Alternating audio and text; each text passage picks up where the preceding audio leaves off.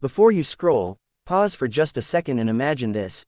It's past midnight, rain soaking the ground, the world quiet except for the wind, and then you hear a knock on your door. Not a human knock, something heavier, slower, desperate. By the end of this story, you'll understand why that knock changed lives forever, and if stories of courage, compassion, and the invisible bond between all living beings move you even a little, make sure you like this video and subscribe to the channel so you don't miss stories that matter. Lion Mountain rose like a dark guardian over the small town below, its rocky slopes hiding secrets older than memory. Most people believed the mountain was empty now, that the lions had retreated deeper into the wild. But Marisol knew better. She was a mother, and mothers sense things others ignore. That night, as she cleaned her kitchen and listened to the rain drum against the windows, her heart tightened for no clear reason. The feeling was familiar, the same instinct that had once jolted her awake when her own child was sick. Then came the sound, a low, hollow thud against the wooden door. Not once, but again. And again. Marisol froze, her breath caught in her chest. Another knock followed, uneven and weak, as if whoever, or whatever, stood outside was losing strength. Against every instinct of fear, she moved closer to the door. Through the narrow window she saw a shape, massive and soaked, hunched low to the ground. Yellow eyes met hers, not fierce, not threatening, but wide with panic. The lioness lifted her head, and only then did Marisol see the tiny cub clutched in her jaws, limp and barely breathing. Fear screamed at Marisol to run, to hide, to call for help without opening the door. But something deeper spoke louder. The lioness didn't growl, she didn't bare her teeth.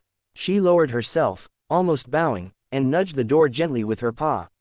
Another knock, a plea, a mother asking another mother for help. Hands shaking, Marisol opened the door just enough to speak.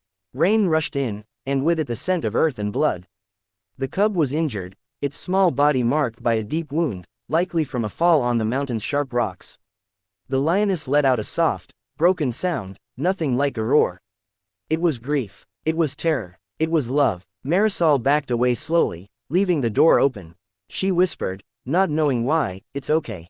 I'll help." The lioness hesitated, every instinct warning her this was dangerous. But the cub's faint whimper decided for her. Step by careful step, she crossed the threshold of a human home, placing her cub gently on the floor and retreating just enough to show trust without surrendering vigilance.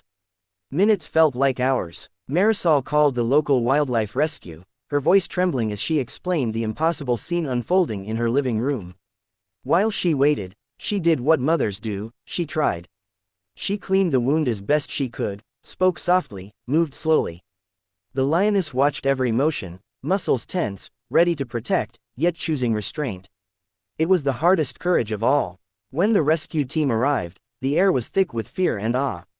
Tranquilizers were prepared but never used. The lioness never attacked, she never fled, she simply stood between the humans and her cub until she understood they were there to save, not to harm. Hours later, when the cub was stabilized and wrapped carefully, the lioness pressed her forehead to Marisol's arm, just once. A silent thank you that needed no translation.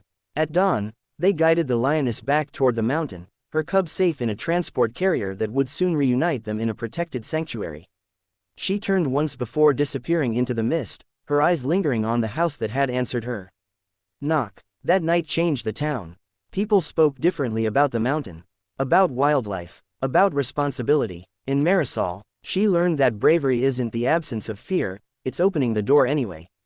If this story moved you, if it reminded you that compassion can cross even the wildest boundaries, please like this video and subscribe to the channel.